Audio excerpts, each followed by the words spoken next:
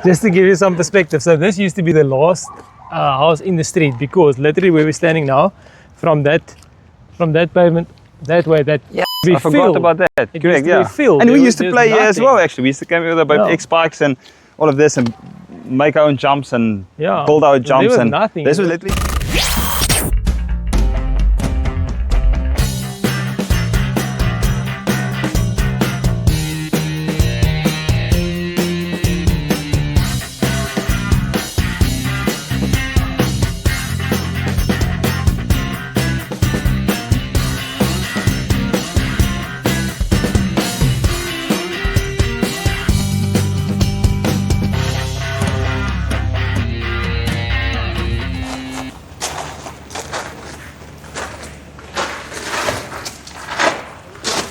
So there's 3 units on this earth. We're going to take you through the other ones as well.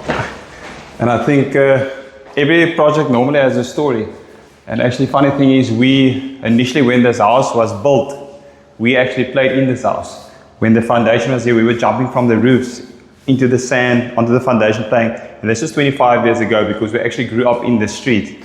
And 25 years later, we actually bought the property. How crazy is that? So I never thought about that. Yeah, but when the house came up for sale or for auction, we already kind of had an idea of the area and the house.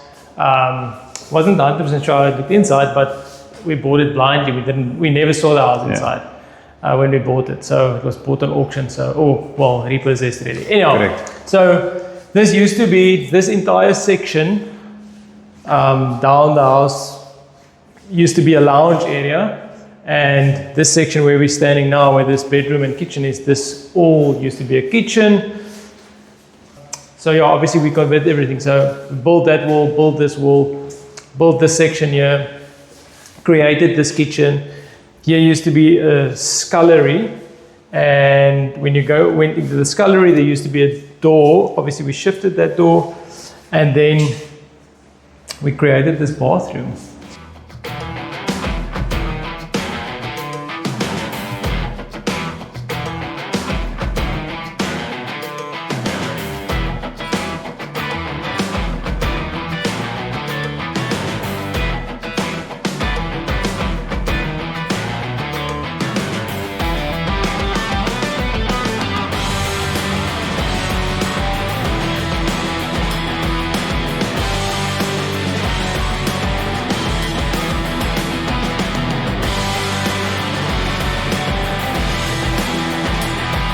I think we've utilized this space quite well.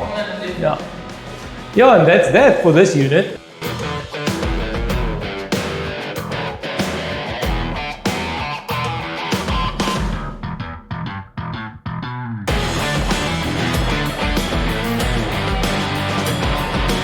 So this is unit A, this is the biggest of the 3. This is the first one that we completed as well. Again, to get the tenant in as quickly as possible. This used to be the master bedroom of the house, believe it or not. Now it's a lounge and the kitchen. So we try to reuse as much of the old cupboards, etc. So this is actually a top from the old kitchen. This is the stove from the old house, which is a 750. And we have a 600 hob, that is obviously a new hob. And my instruction to the carpenter was just to put the 600 hob in, and when I got here, he made a hole for the electric hob that goes with the oven. So anyhow, for that reason, luckily we still had another piece, and we had to take that piece out, install the new gas hob, and that is why we're sitting with this joint here. That's the word I was looking for. Anyhow, this joint. So nonetheless, again, we could sort it out, but again, you had to plan. You always have to make a plan. Came out quite nice. You always have to have a plan B. I think overall it came out quite neat. Out pretty decent. Okay, then this is probably not ideal, but again, remember this was the master bedroom, so there's an ensuite here. And we had to also do as much as we can with the space we have available. Because remember, this unit is a 3-bedroom unit, so we had to make means with what we got. Yeah, if we go down the hallway. So this hallway was actually quite long as it went straight into the other unit.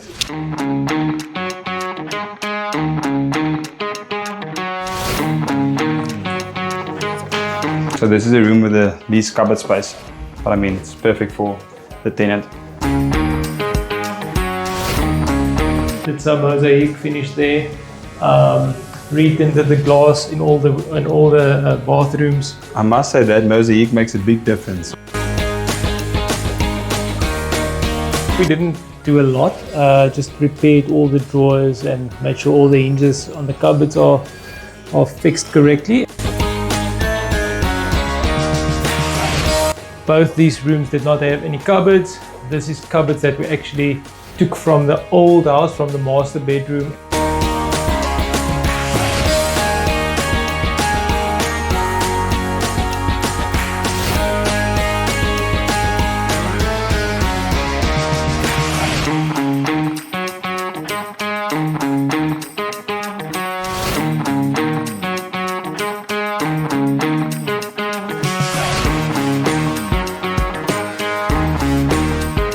I think, Albert, let's look at the unexpected challenges and surprises. There's always some... Cut a long story short, so what happened here, the planning was, because this is a gas stove, this cupboard had to be over on this side, right? So for that reason, I got the guy that did the carpentry, got him in so that we measured everything, and then we obviously made the plug point here because this cupboard would have been this side, the stove would have been far enough from the plug point, no problem.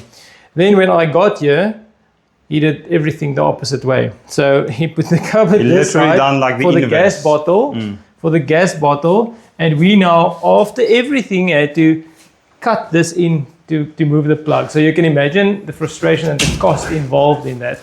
and the delays, obviously, of and the further delays, development. I mean, it's endless delays. The tenant stayed in the property for, I think it was a month almost without a proper kitchen. So, yeah, so that's just some of the things that does happen, but it's inevitable. These things happen. You just have to roll with the punches. And also, the tenant was understandable, because sometimes the tenant is not going to be understandable if you're still working in the unit.